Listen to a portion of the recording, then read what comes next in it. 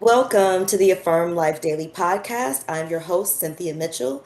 And as always, I invite you to visit the website at affirmlifedaily.com and follow on social at Affirm Life Daily. Today, I have a topic that is a little difficult and challenging to talk about, just being honest. And I have a very special guest here that I'm very thankful to have on the show with me because she has gone through so much, and for her to have the courage to come here and talk about it with me and with you all is unbelievable to me, her strength and courage. So I want to introduce my guest today, Andrea Bell. And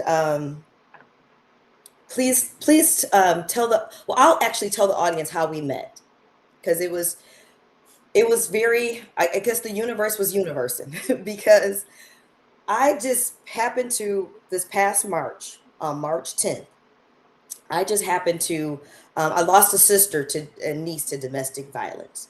And my spirit just said that day, and this was when I was 12, so this was a long time ago, said, Google your sister's murder. So I Googled Yeah, it. And like a recent, kind of relatively recent docudrama came up, and I wasn't expecting that. yeah, And she was in it, telling her story from the same man that murdered my sister and niece. Her story with him, which happened before what happened to her happened before he met my sister. So, and it just was on my spirit. I said, you know what? I need to reach out to her. I need to reach out to her. And I yeah. reached out to her. I found her on Facebook and I reached out to her and we connected from there. So that's what we'll be talking about today. The That harsh was reality really of domestic. scary. That was It, scary how you yeah, connected with me because I yes, was wondering, did she have sisters? And it was just so scary how it happened. It was yes. meant to happen that way. It was, it was. And Yeah, like I said, I'm so thankful for you coming on, onto the podcast to talk about this. I know it is not an easy thing to talk about, but like you said, yeah. yeah, yeah, it happened in a way where we were supposed to have this conversation. We were supposed to be able to support each other and everything. So, is there anything you'd like to say to the audience before we kind of jump No, into I, the I, topic? I really, with Eva Lives Here, when I aired with that, there was a lot of people asking a lot of questions, and whatever questions I can answer today, I would like to do it. Some of the questions was very hurtful when people reach out and like airing on a show like that. That was hard for me to do, and I was being judged, and that's why a lot of women in domestic violence don't reach out because they don't want to be judged. It was very hurtful. I went through hospitalization behind being filmed on Eva Lives Here because I was young at the time. And At the time when this happened, yeah, I when you no, met him, when yeah, I went on Eva Lives Here, um, when I dated Ray, I was young. right. And there was so many people saying that I should have went to jail, and this is why my son don't talk to me anymore. I was young, Right. and looking back on that now, there's things that I wish I could have changed or whatever, but I can't reach back and change any of it. You I can't. And was, and yeah, yeah, and that was another reason when you told me the things that people were saying to you after you told your yeah, story, that broke my heart all over again because I'm like, yeah. really? Like, where's the It compassion? was Where's the hurtful. empathy? Like, that was devastating to hear. So I'm going to and what she's talking about, and there is a link in the YouTube description if anyone wants to see it. She's talking about the docudrama that what I saw. It was there's the story that she went through, and they talked about my sister as well in this docudrama. Um, where evil lives. What is it? Is it where evil Evil lives? lives here. Evil lives Evil here. Evil lives lives here. here. But there Yeah. is a link to it in the description on YouTube. So I'm gonna move into kind of just letting you kind of start from the beginning of how you met Ray and how things progressed And just Okay. tell the audience, your story, and definitely mention your age because you were extremely young when you met him. Yeah, I was. I think I was like 17, 16, going on 17. And now I'm 62 years old.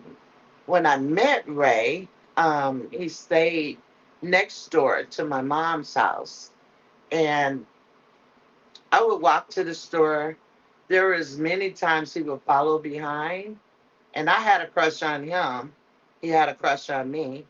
I didn't realize until I got older that he was actually stalking me. I really didn't know. I just thought, oh, he likes me and I like him too. So that's how I first met him. And then one day he finally decided to stop and give me his phone number. And I called, you know.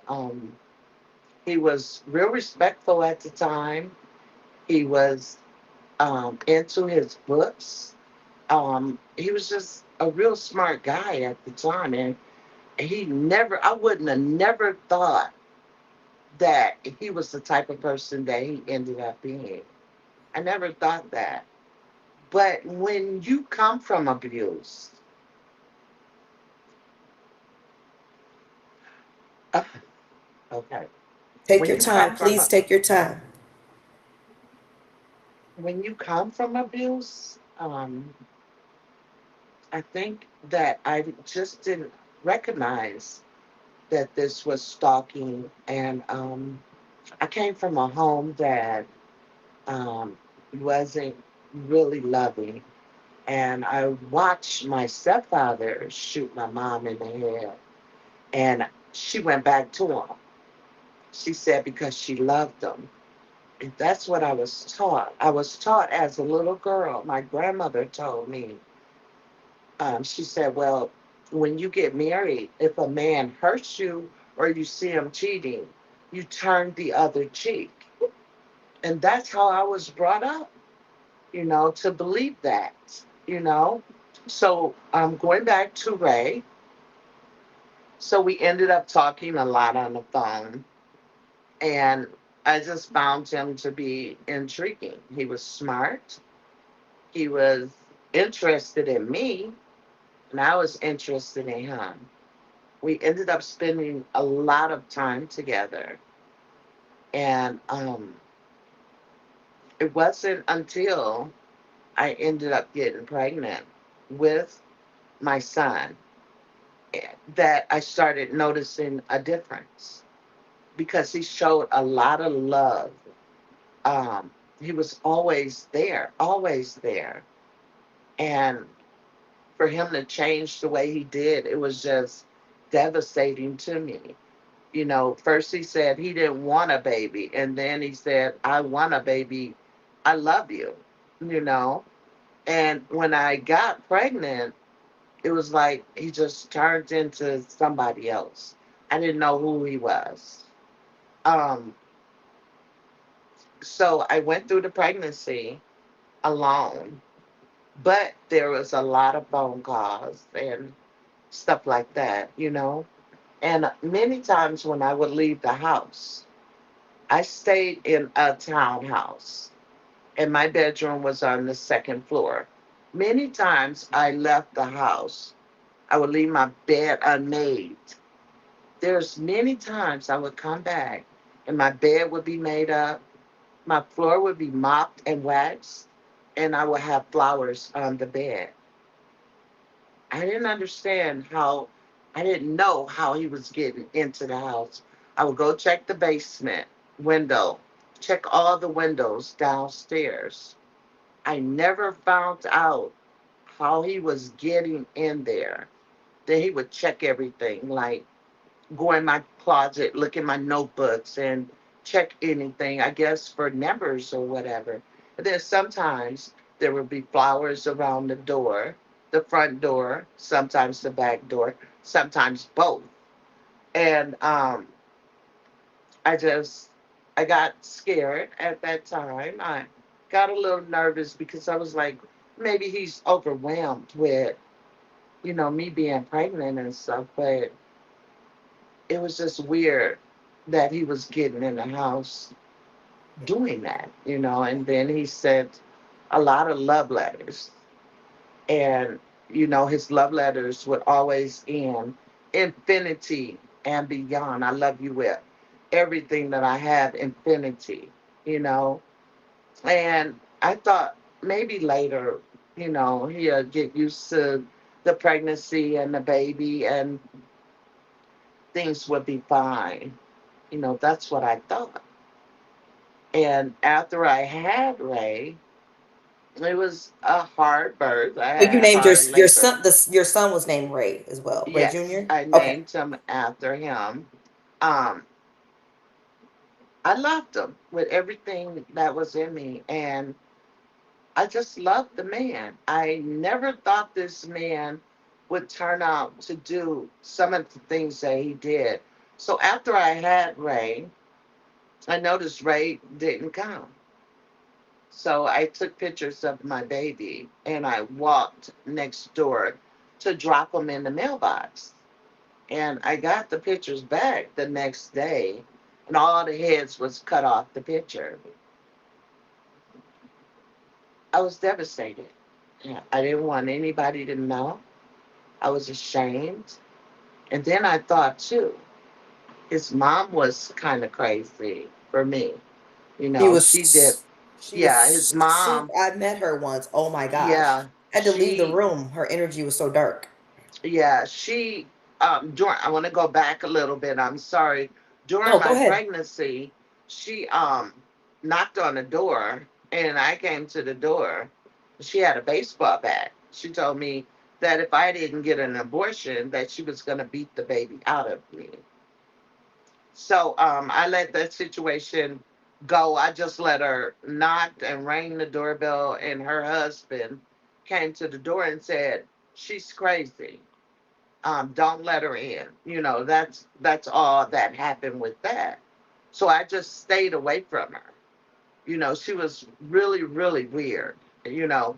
So after I had Ray, and that happened, um, his mom, which I've never talked about this at all, but in the book, his mom came to the door, my door, and she slapped my mom. And Gosh. I had the baby. The baby wasn't even 2 weeks old. And we ended up all going to jail, behind that. Um, so moving on with Ray, after that, there was just a lot of phone calls, a lot of breathing in the phone and stuff like that. I was hurt that I was alone. This was my first child. I didn't know anything, and I And you're didn't have so young. yeah, I didn't have any help with my son. None whatsoever. I'm sorry, I was looking at a message. Um, I didn't have any help with him. I was just learning everything. And, you know, my mom, she didn't talk to me about, like, where is he? Why isn't he here? She never said a word to me. I just had a baby and I was just out here. That's it. And you want to ask me anything before I go any further, No, Cynthia? you can go ahead. Well, no, let me So, ask you this. Let me ask you this. Um, I know with your mom, was your mom, if this is too personal, you don't have to answer, was your mom abusive to you? my mom was verbally and emotionally, mentally abusive. She married a man that was very abusive to me. I went through all the abuse, the sexual abuse, the mental, the emotional, and the beatings. I got beat in my head so much.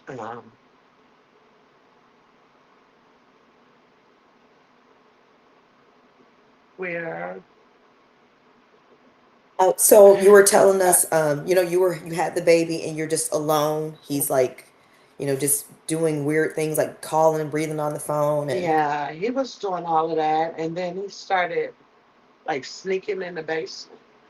He started coming in the basement, and many times after taking Ray to the doctor, I would smell his cologne through my mother's house, and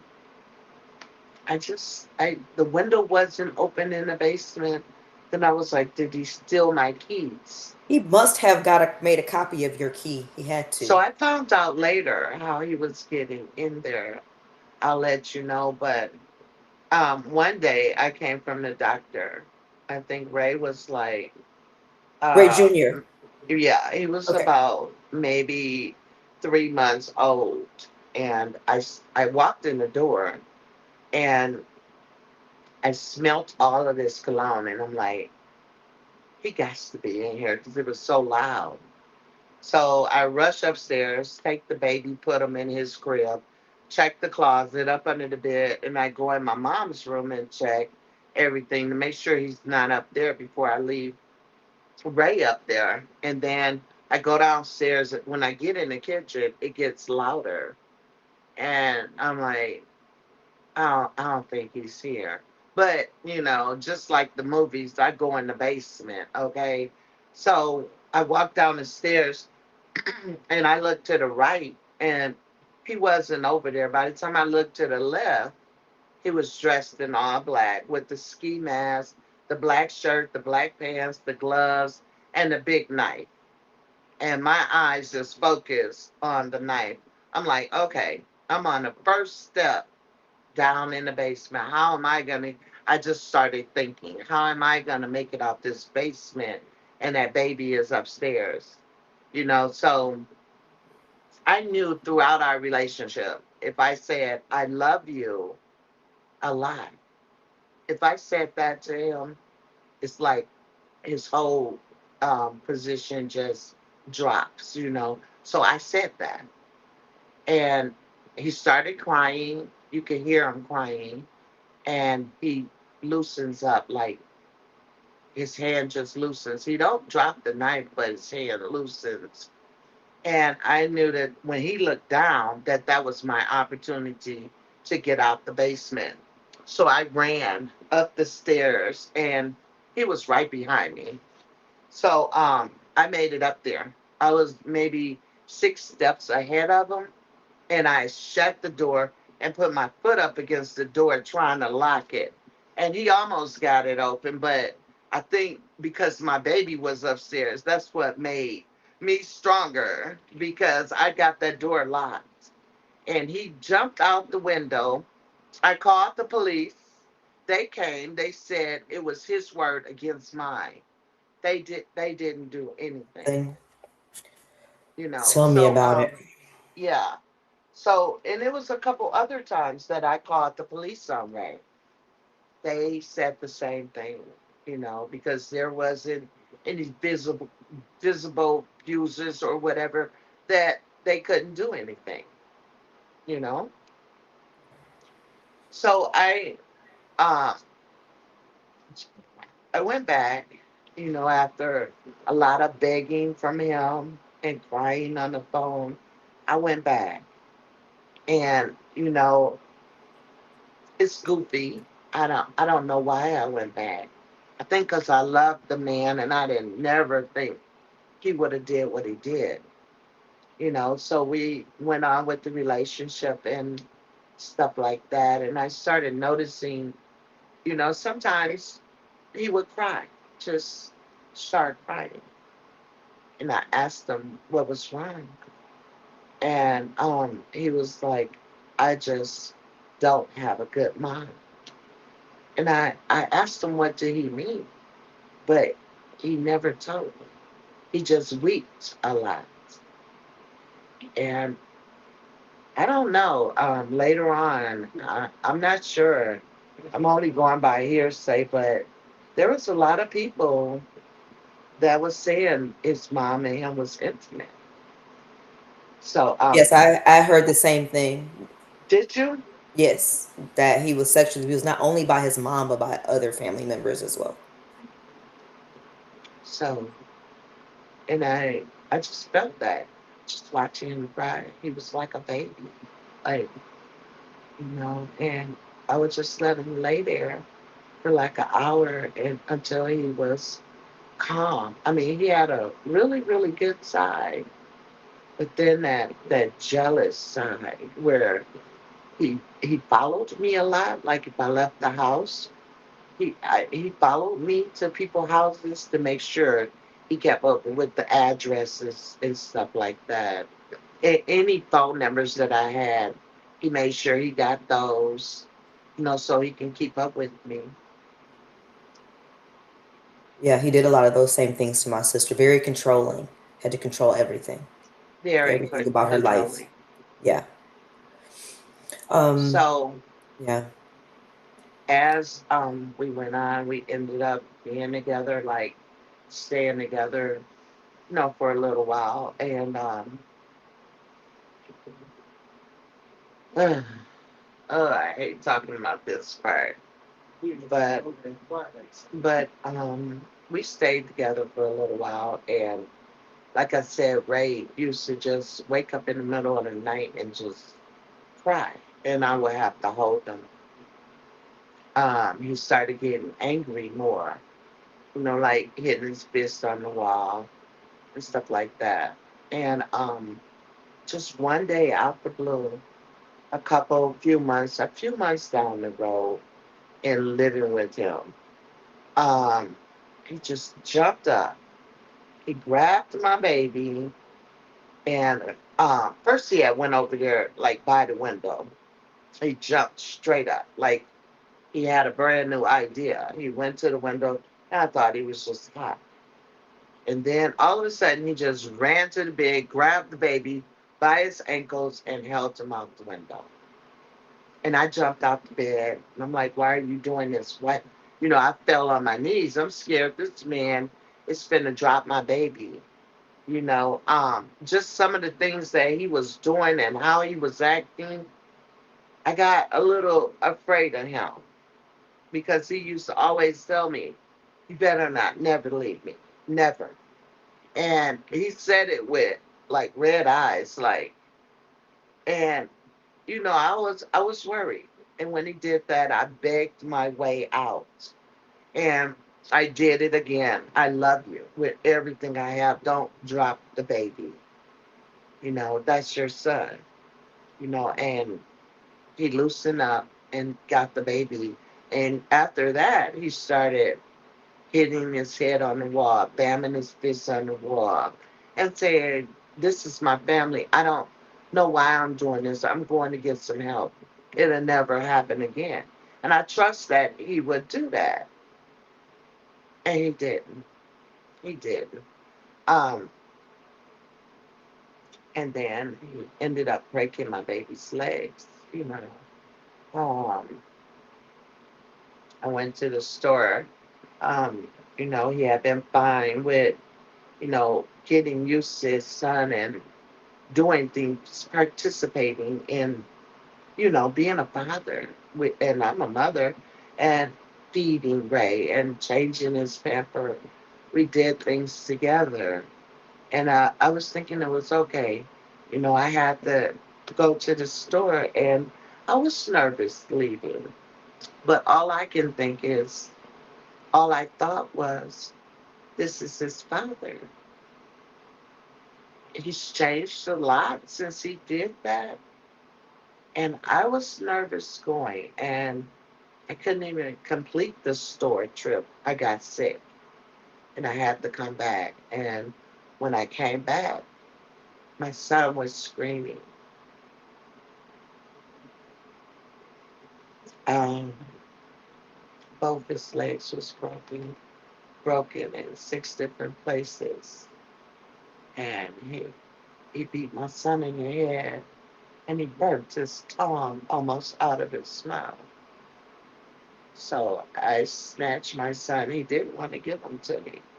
And I went to the sink and I grabbed him up and he let him go. And I ran him down the street to St. Michael's Hospital. And I passed out when I got there.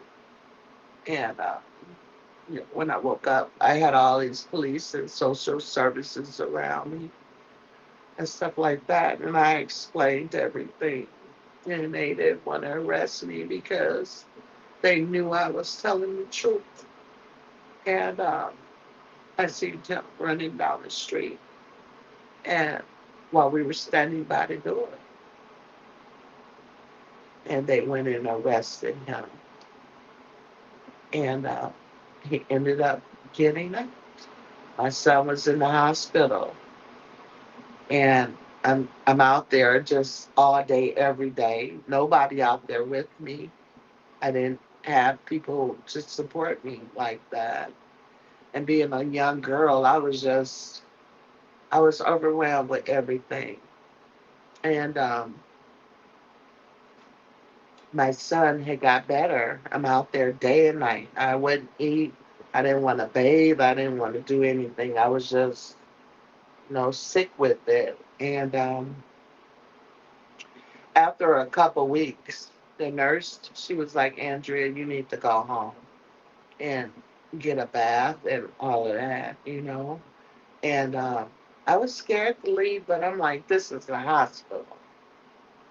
Nothing else should happen. You know, I thought I was just being paranoid by not wanting to go home. And I left and got on the bus. And when I came back, I got my shower and all of that stuff. When I came back, my son was like in the same state that he was before I left. I mean, when he got in the When he hospital. first got to the hospital, yeah.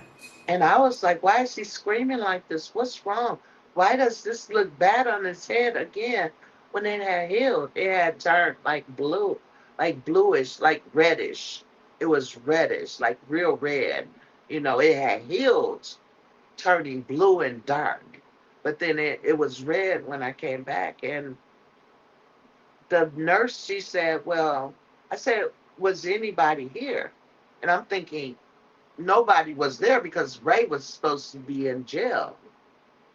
And she said, yeah, his father. And I just screamed. I think I passed out and they had to help me with a shot. It was just too much. It was It's like, unbelievable that first that yeah, they let him write out, because they yeah, did the same thing with when he did what he did to my niece. Let him write out on signature bond, not even money bond, signature bond, and right. then then it's like the hospital, like, are they that unaware, like, of why he's in there from abuse from his father? Then they let him in the room. It's unreal, Yeah. And I unreal. didn't, and they rushed him, to x-rays and they seen that he was bleeding again in his brain. And that was just hard going through all over again, and everything got better. They sent security on the floor, and this nut is still out there, and just uh, just going through all of that. And, you know, um, we ended up uh, fighting with the family. Um, it turned out really, really bad. Like, um, just fighting with his mother. His mother, this was the second fight. She was like, well, you shouldn't have had a son by my son. Who gives you the right to have a child by my son? You know, all of that kind of stuff. So she ended up having a funeral. I'm going too fast. So after that fight, I went into hiding. I went into hiding and I left in the middle of the night because I knew he was watching my mom's house. Uh, he was watching my mom's house. So I left the middle of the night. And I had seen that he was dealing with another young lady, which is your sister. Which is my What was sister your Tawana. sister? Yeah. Yeah, Tawana. And I seen her on the moped with him, and I felt sorry for her, and he was still calling. And My brother was telling me that I was getting, a lot of phone calls, and my mother was telling me I was getting a lot of phone calls, but I stayed in hiding because I knew he was dangerous. But seeing her, she was on the moped with Ray, and she was pregnant. And I was like, how am I going to reach her? He's not going to let me reach her.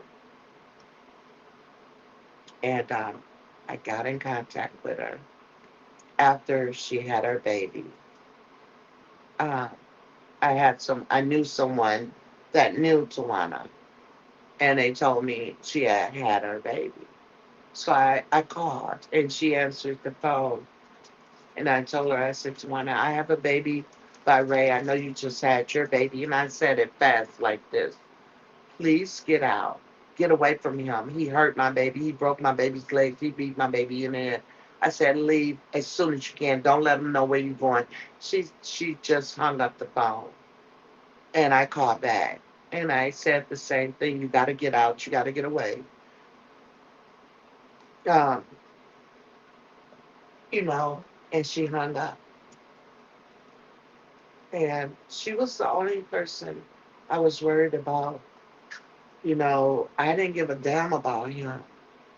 And then I think she married him.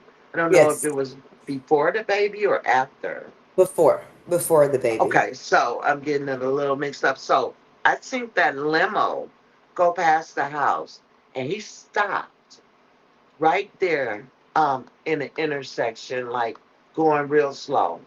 I seen her with her dress on, and he was in there, and he was acting like he was waving at his mom. I don't know if she was standing out there peeping or whatever, but I felt sorry for her when I sent that limo go past. Um, you know, I was scared for her. Yeah. It was Yeah, yeah, it was a really scary situation for our entire family, and I'll kind of just give the audience a brief overview of what happened with my sister and my niece. And I again, I applaud you for having the courage to try to warn her, because that puts yeah, you at risk, because obviously he's capable of a lot, and a lot yeah. of violence, and you still tried, and I I, did. I'll be grateful for that forever. But yes, my sister met him in high school, like I think maybe her senior year. And as far as I know, she had never even had a boyfriend. She was a very kind of quiet person. Like if you didn't know her like close friend Yeah, or family, she's pretty quiet, um, shy, things like that. So as far as I know, that was her first boyfriend. She was much older than me. I was 12, and I think she was 21 when they got married. But they met, like I said, in like high school, and they were dating. And once they got married, she got pregnant almost right away. And they lived, like after they got married, they lived in our family home.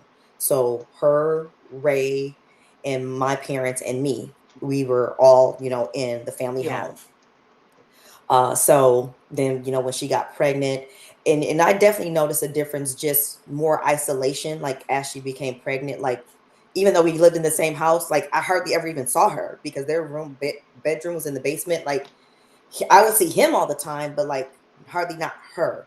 And he just kind of kept her very isolated. Even when they first started dating, my parents were like, "You shouldn't date him. He's too controlling. He's too controlling. He's very, trying to control what you do, who you talk to, just very controlling." And she was just like, "No, he loves me. I love him, and everything." Just very naive, very brainwashed. Because he was very good. He could be very it charismatic, was real extremely good. charismatic. So she's not seeing what my parents are saying, what some other people Yeah, were saying. So anyway, they end up getting married. They're living in our family home. She gets pregnant. She has the baby. Then the baby's also living at home. Baby Kristen was also living there. And I didn't get to see her a lot too either, because he would be very controlling over us even just holding the baby or yeah, seeing the baby.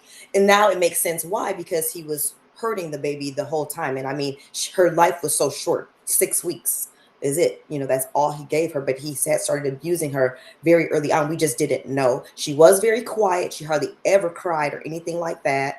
when I did get to hold her, I'd be so happy. That's my little niece. I'm 12, so I'm like so excited to hold my little niece and, Yeah. sing to her and play with her. But she wasn't like super responsive. But I'm a kid, I don't know, and I didn't pick up on certain things either that he would do, around me or to me that was weird. Because I'm a kid and I'm thinking like, because he would like sometimes he would drive me and my best friend at the time, Keisha. He would drive us somewhere and like he'd start driving real fast and he was like, I'm not gonna stop until y'all tell me you're scared till you're scared. And it was just like weird behavior, like so Yeah. weird.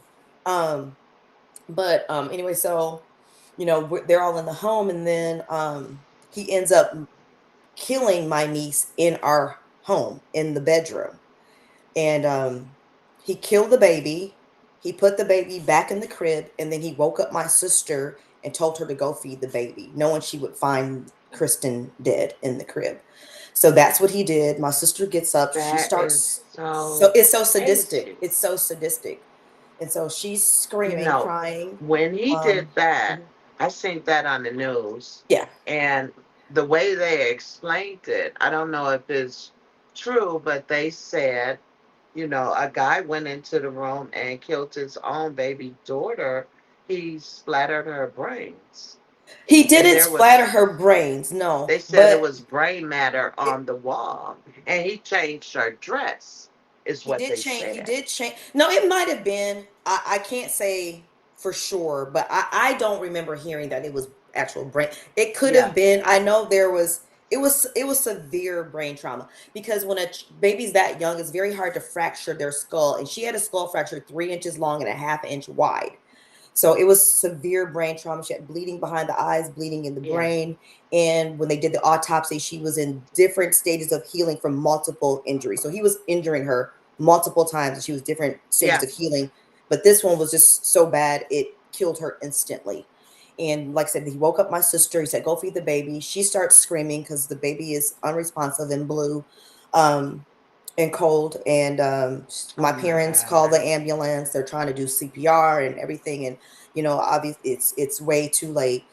Then after they end up arresting both of them like the next day because they don't know what happened, but they know this was not like an accident. This she's had severe um brain trauma. So they ended up arresting both my sister and him. But then when they questioned them, her story was consistent. His kept changing. And then he was trying to say, oh, well, I had an accident with the baby, and like making up different stories, and nothing aligned with the level of trauma that Kristen had. So they knew he had did something wrong. They did arrest him. They had an inquest. They had an inquest.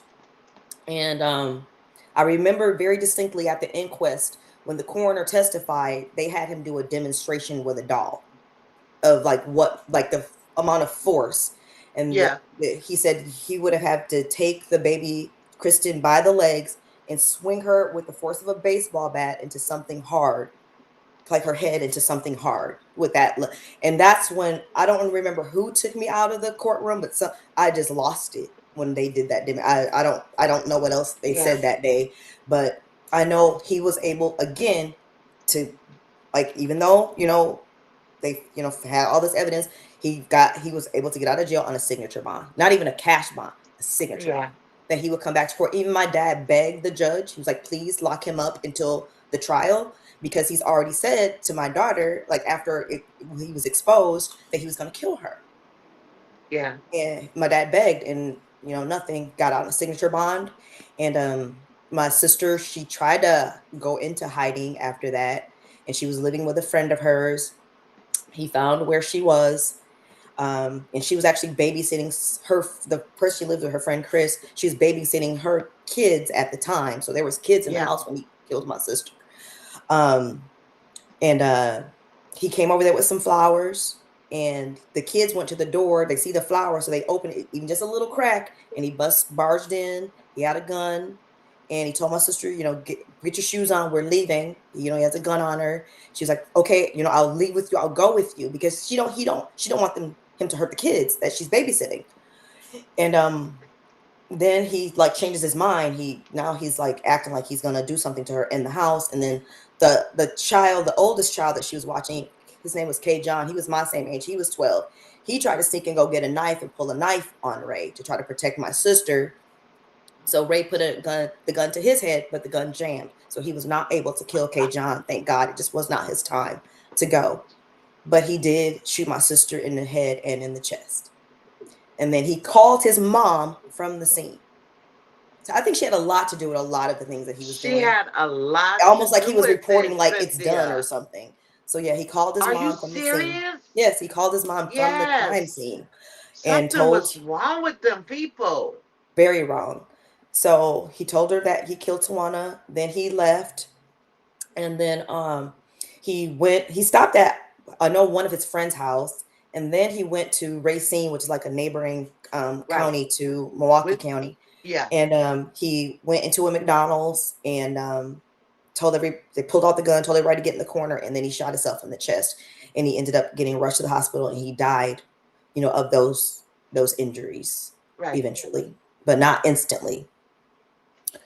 Um, as far as I know, and I know you had mentioned to me when we talked, or it might even been in the docudrama that I saw that he had like written a letter or something to you. Um, Yeah.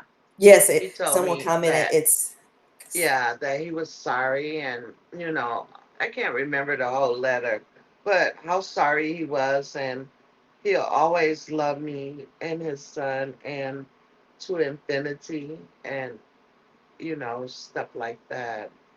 I got the phone. The police had called me, and they asked me, was I Andrea Bell? Because he had my name on the letter, and they read the letter, and I was just so upset. I told them I was just boiling inside. You know, um, I told him to put the phone up to his ear, and I cursed him out, and I told him I wish he would go straight to hell. And, I was just screaming all kinds of curse words at him and told him I hated them for everything they did and stuff like that. And after that, the officer got back on the phone. I don't remember if it was morning or night, but I think it was morning. And they said he had died when they got back on the phone. But yeah, I just screamed everything that I needed to say to him. And that was it. yeah, yeah. Someone commented it's like his mom was his handler and directing his actions, and I really truly believe that is true. Like to at least to a great degree, I really think she had a lot to do with the things that I he do was too. doing. I I do really too. do. And just like with his tune, she says, what did it say? I don't know. I never Loving saw it. something. Okay, loving son. I was like, she seemed to be happy with everything that he did. Yeah, yeah, yeah, And I wanted to go pull that boy up. Girl, I was so mad. I had, was going through a lot, and I just wanted to pull that boy up, out of it was long time ago, but it still affected me. It affected me in a lot of ways. yeah. How can Where it not? yeah, I became an introvert all the way, didn't trust nobody. Was hard to be in a relationship. And then when I finally got married, it was like I was scared of my husband. I was just traumatized. And, I'm 62 now. So I'm in the house by myself, but it's like that took a toll on me. And, I still go back and think about it and get real, real nervous. I get real nervous, Yeah, you yeah. know. It was so traumatizing, and because I remember at the time, which is one of the reasons why I am doing this podcast episode, even though it's extremely difficult to relive this stuff. Yeah. But that's one of the reasons why I'm doing this is because it's so important that we do start talking about these things, that we do start talking about warning signs, that we do start talking Yeah. communication, because like after this happened with me being 12, I lived with this man. I thought this man loved my family. I thought he loved me. And then the next thing I know, he's murdered my niece. He's murdered my sister. Like, what happened? Like, it Yeah. was just, I had no idea how to process this. and then no one in my family, my brother went back to the military because he was in the military at the time in the Air Force. He went back to the military, and my parents, I don't think they even knew how to deal with it. Like my dad had to go identify her body and stuff. It was just, they were just broken. And like, so no one was I'm talking sure. about this. And I really needed to talk about this because I had no idea how to process this at all. And it took me a long time to like start to be able to deal with it. Like I was just very, very angry, like so angry. um and it Yeah, was like the anger and constant, I didn't know what depression was, but I was extremely depressed. I suffered from insomnia all the time, yeah, and I would just, but I realized very quickly, well, if you act depressed and you cry all the time, no one will want to be around you, so you need to at least act like you're okay. So I would try to, act okay, but inside I was definitely not yeah. okay. you That know was me, just throughout the years, just thinking about it, thinking about your sister and the baby and stuff. It just really, really worried me. Um, it just really, really worried me. Um, and just how many times the police just dropped the ball, and how many times Crazy. even, yeah, the state even, they said it was tremendous force with raised legs, that the way he twisted them, and they don't know what he did with his head, but he said he bumped him into a dresser drawer, but the doctor said it couldn't have Okay. happened like that, Yeah, he said the same thing with Kristen. Oh, I bumped her head against the dresser, yeah. but she has a skull fracture, and So it's sad. It's really sad, and I worried my whole life. I worried yeah, my whole life. yeah. I've had two nervous breakdowns behind it. Um, just seeing myself on Evil Lives here, I ended up having another nervous breakdown behind that. Just reading the critics, and how people judge you and just don't understand.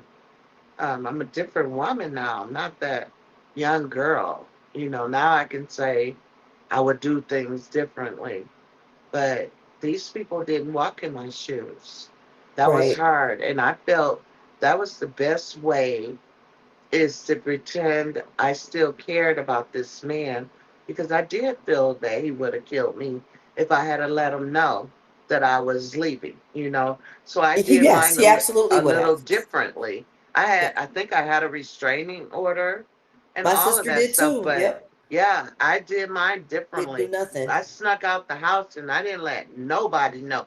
And I knew he didn't know where I was going. You know what I'm saying? Right. Sometimes you can stay in a relationship and ease out and end up getting killed, and it's just Yes. not a right way. It's just not a That's right way, yes, and that is because as we something. see, she And look, tried, yes, she got she did. away. Yes, and that's what I try to tell people because I did volunteer for a domestic violence um, organization for many years because that was one way that I felt like I could try to prevent this Yeah, from happening to someone else because safe houses are. Oh, we lost your video, Andrea. Um, but safe houses are so important. And when I started doing a lot of research too on domestic violence, and as just another way to try to cope with what happened. And Cynthia I is found, there. yep, I'm here. Yep, and I I don't found hear out it. that I don't the hear odds of being killed is much higher if you leave than if you stay. And There's people so don't many understand that. They think, well, why don't you just leave? Because when people tell you Cynthia, if you are leave, you I'm gonna there? kill you, they mean it. Oh, you can't hear I me? don't hear her. Uh-oh. I don't.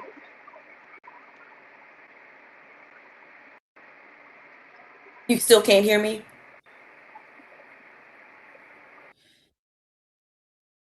Hopefully she'll be able to come back in. But yeah, that is something that I try to get people to understand. Um, is that it's not that easy. You don't just get to walk out the door unless you are prepared to kill that person and possibly go to jail yourself behind it. I don't know if you can hear me. I've added you back in, but I don't see you. I don't know if it's her internet or exactly what, but hopefully we can get her back. If you want to maybe drop off and try to get back in one more time, maybe that might work because I can't. Okay, I'm can you hear me? Yes. I Okay, didn't know okay. if somebody calls that the thing get cut off. This Oh, okay. Yeah, you probably have to put, well, it doesn't matter now. We're okay. almost wrapping up, but Okay. yeah, I was just telling the audience that you have your chances are a lot higher of getting killed if you leave a domestic violence relationship than if you stay. Yeah. Because when these people threaten you that they will kill you if they leave, they mean it. Yeah. To them, you're owned by them. Like you don't have the right to leave them is how they That's think in their right. mind, because it's a very twisted mentality. So when people just so matter of fact be like, well, you should have left, it's not that easy. It's not It's that not easy. that easy. You unless you have a safe house or somewhere to go where you are hidden, where there's Yeah. no way they can find you, because they will not give up looking for you. They won't. They do not give up looking for you. They will keep looking for you until they get you.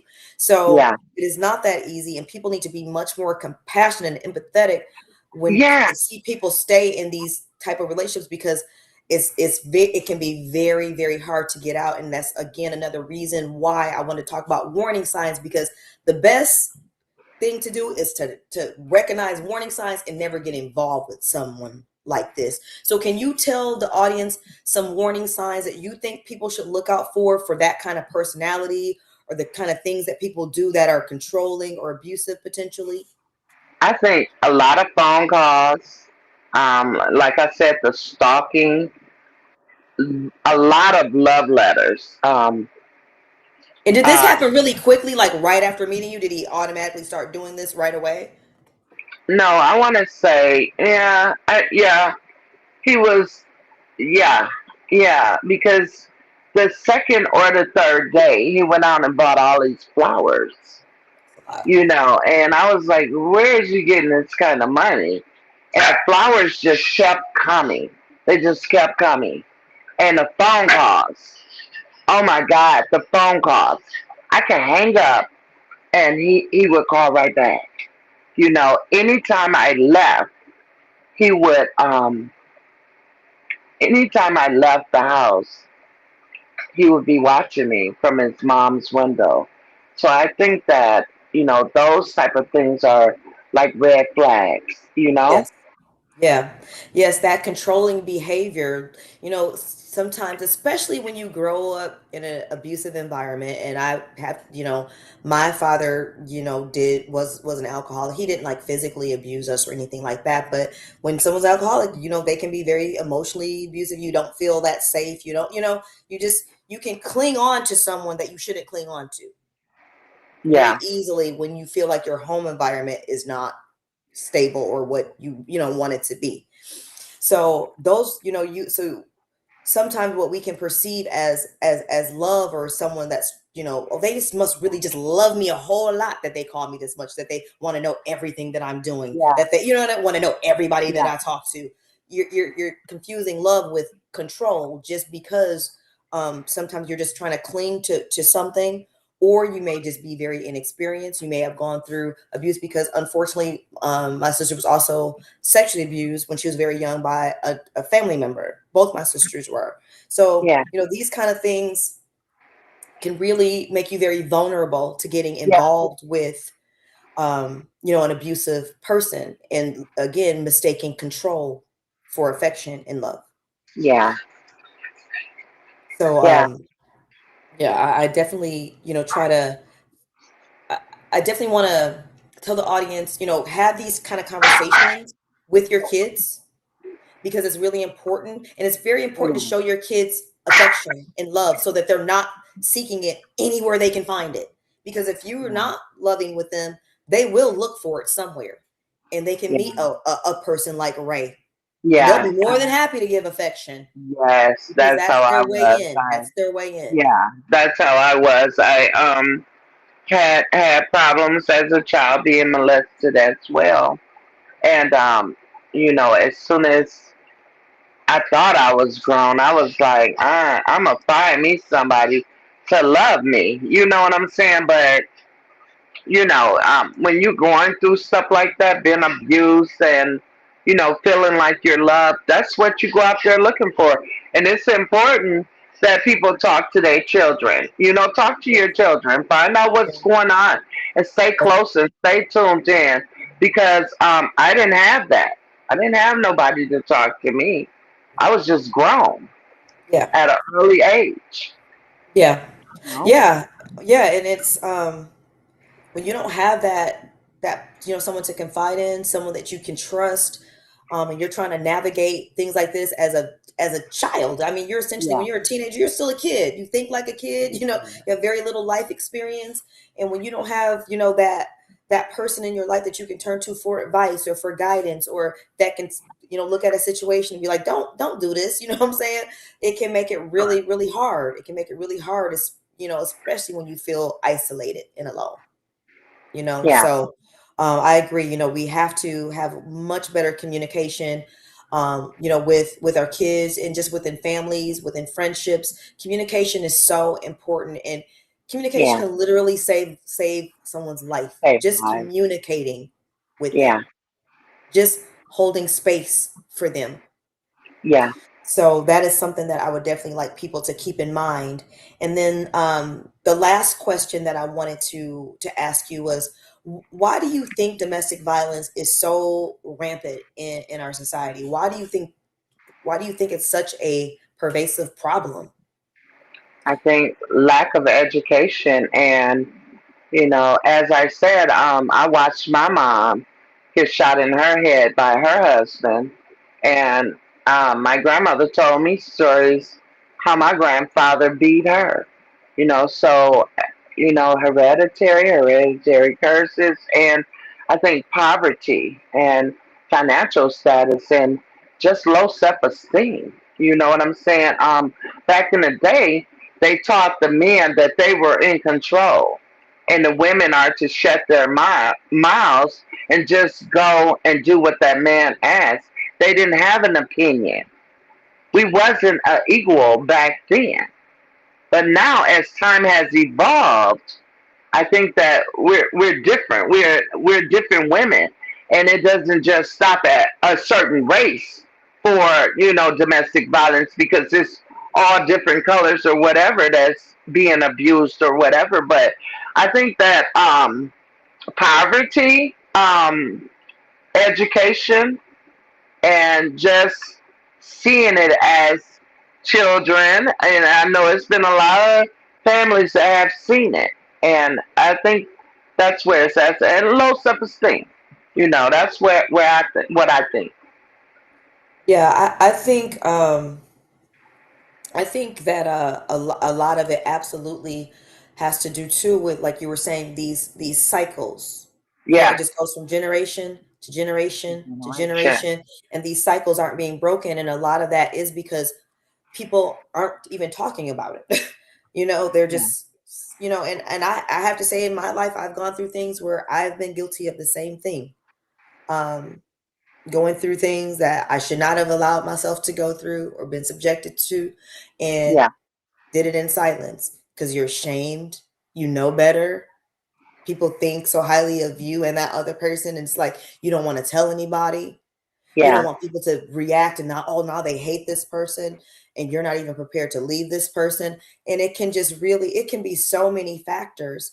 And also just the whole culture of our society. It's a culture of violence, of dominance, of patriarchy. And it's Yeah. like, it's when something is like the foundation of your culture, of your society, of the way Yeah. we think, it's really hard for it to not turn to what it's turned into violence, into Yeah. abuse, into murder in many cases, like what happened with my sister and my niece, and what almost happened to you and your child. And Sarah said, because both primary and secondary psychopaths exist. Absolutely, he was absolutely a psychopath and a sociopath, and I think his mother Yes, was he too. was. I think Yes, they, he was. I think his mother was both of those things too. Yes, and Jerry said, yes, truth will break generational chains. Yes, truth.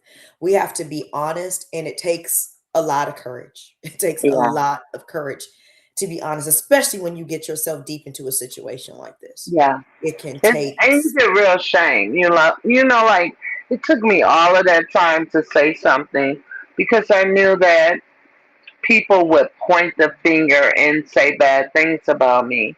And one morning I got up and I said, before I die, I want to be on this TV show to tell this story because it could help so many other women, and I did that. I did that. I was scared.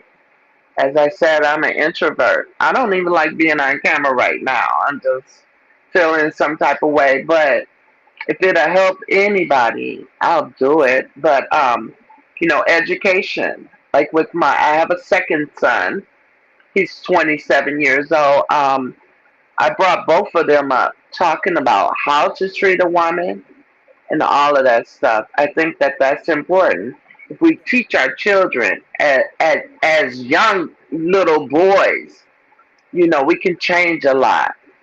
And we want to talk about too. Not only men abuse, you got some women that's abusing their yes, men. that's You know very what true I'm too. saying? So we want to teach our little girls and stuff too to Yes. respect each other and no boundaries. Right. You Right. don't have to put your hand on somebody or threaten somebody to stay. You Yes. know, you know. So Right. I think that's important.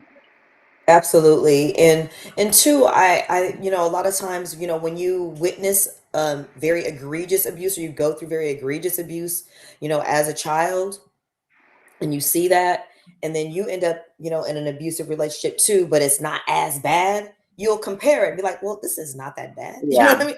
Like Well, I can, yeah. I didn't get shot. Yeah, and That's that what was I my was thinking too. saying. Like, well, he Yeah. he didn't shoot me, like my sister got shot, so this is Right. not that bad. Yeah. I said that A with very watching my dysfunctional way mom. to think. Yeah. But all of it is the same, whether it's mental, emotional, or physical. All of it is the same. All of it has you feeling some type of way, okay? Yes. And I've been through it all, and none of it is good, okay? So, yeah. So child abuse is hard. I don't like child abuse. It just hurts me. I don't even watch it on TV. It hurts to Oh, I watch it. can. Yeah. Yeah. I Yeah. ended It's up having brain surgery behind child abuse, from being beaten in my head. So I had 4 brain aneurysms and I still go through surgeries right today, from it. So it's like something I can never forget. But yeah, and again, I truly applaud your courage for coming on and talking about this.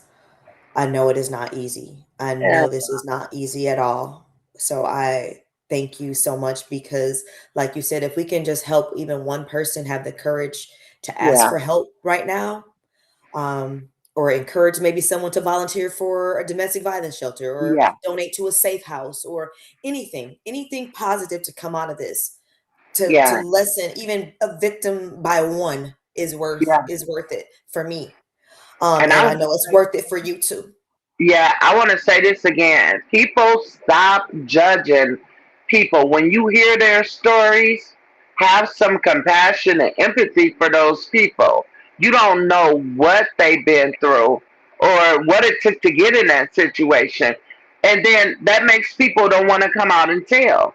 Like Right. I have other shows that I'm supposed to be, trying to apply for, and I'm like scared because of what I went through with the critics, and shame of what I went through. So stop doing that. Let these people come out.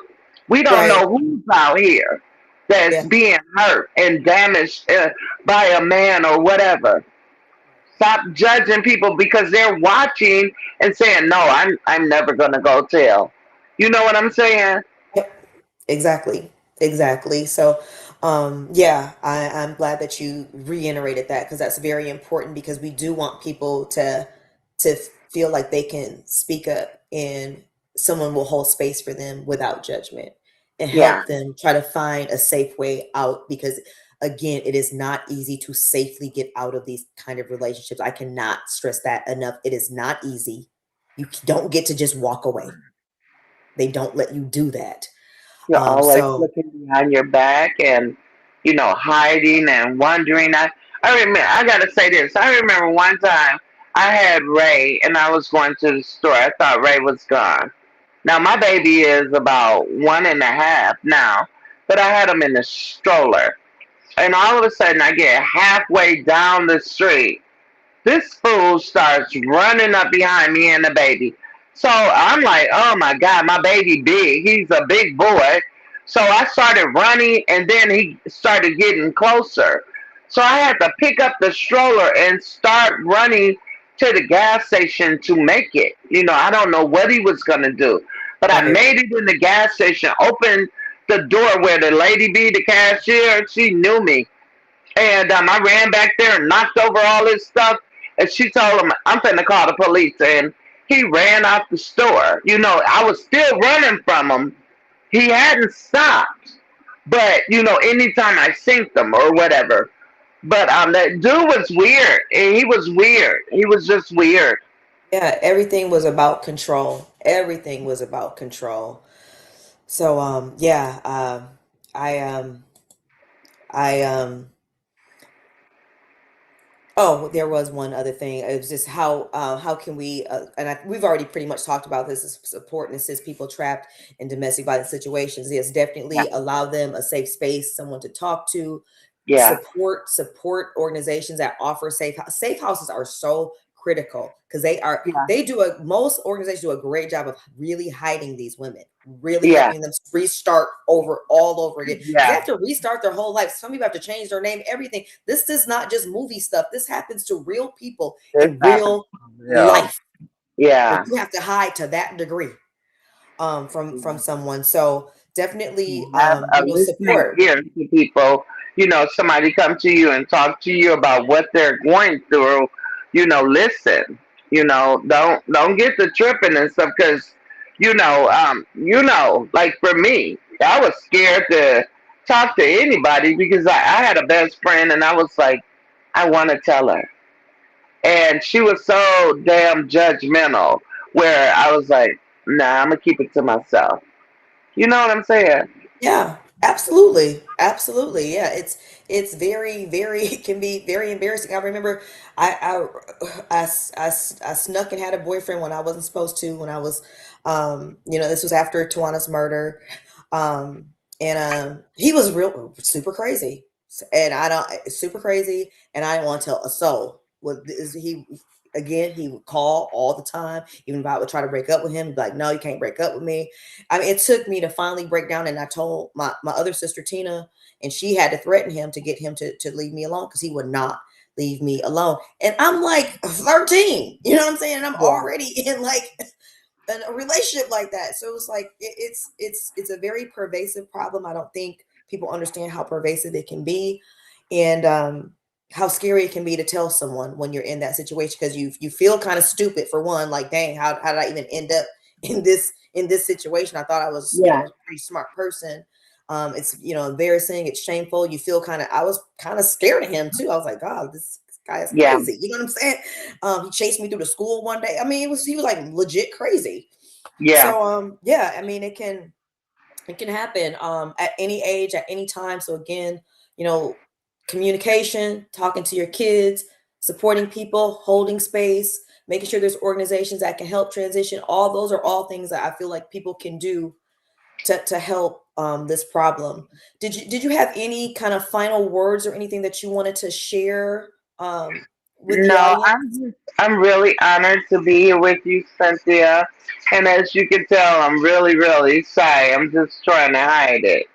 And I want to say something to some of the people that was asking some of those questions. Just one of them. Why did my son leave? And have I spoke to him? My son left. I was talking to him before Evil lives here, and he just never called me no more after Evil Lives Here. And I remember he had said to me 5 years prior, "You're the blame of my father killing himself." And I told him that that wasn't true. So no, I have not heard from him anymore. I wish him the best. If he happens to see this, I love you with all my heart. I always will. And I'm here. If you ever want me, I hope to see you before I exit this life. I love you with all my heart. I did the best thing.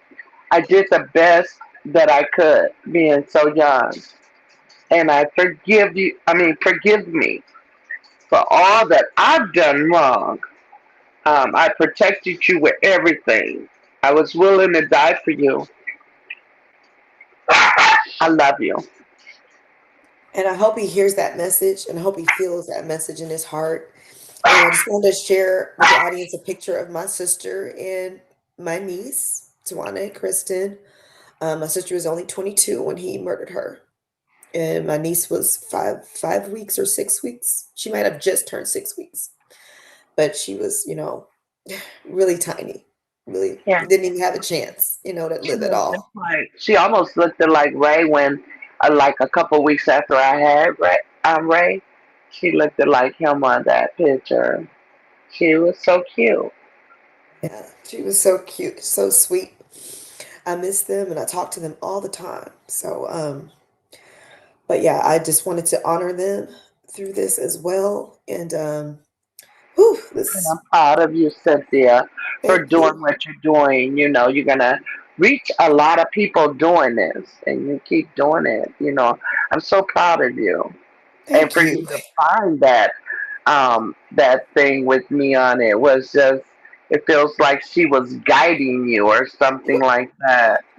She was. I know that she was because I didn't even realize the day when that popped in my mind to Google her murder. Like I said, I had never done that. This happened when I was 12 and I just turned 50. So I had never looked into, like, never Googled it because it was just too painful. I was like, I don't want to know. I don't want to see no Sure. more. And it just was so strong. It just would not leave. Like, Google it. And I Googled it and I found that docudrama. And then I realized later that day, I was like, this is Tawana's birthday. It was March 10th. I was like, this is her birthday. I said, Yeah. she wanted me to To see. to find you, to see this. Yeah, And that was strange. yeah.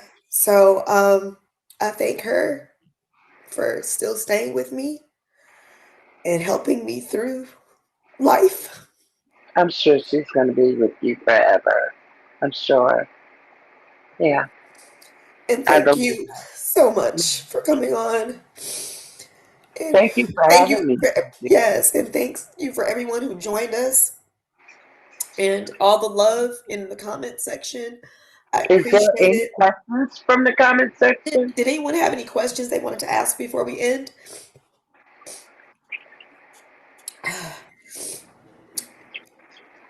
I'll give a second.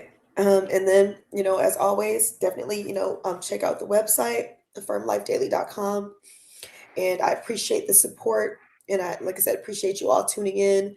And hopefully, together as a collective, as a human collective, we can show each other more love and Yeah, compassion going that would forward. be wonderful going forward. That Yes. is so positive. Yes. Yeah, So it doesn't look like we have any questions. So thank you again for joining me. I appreciate you so much. And, we'll continue to stay in thank you touch too. Sure, as we have been since we talked that first day. We've been staying in touch. And I love you. And you are my I love spiritual you, and sister. I'm sending And all of you. I love you, sweetheart, and I'm so glad I met you. I'm so glad. You know, I just wish I can ease some of it for you. I do. I really it's not do. true. You've dealt with enough. Please do not try to take no more on. You have dealt with more than your fair share. And like I said, even the fact that you even tried to reach out and, warn my sister. And that means the world to me that you risked your own safety to try to help her. So no, you know, I'm here for you. I'm here for you. So, And I'm here but for you thank, too, okay? Okay. Well, thank you all for joining us tonight. And everyone have a wonderful night. Infinite grace, love,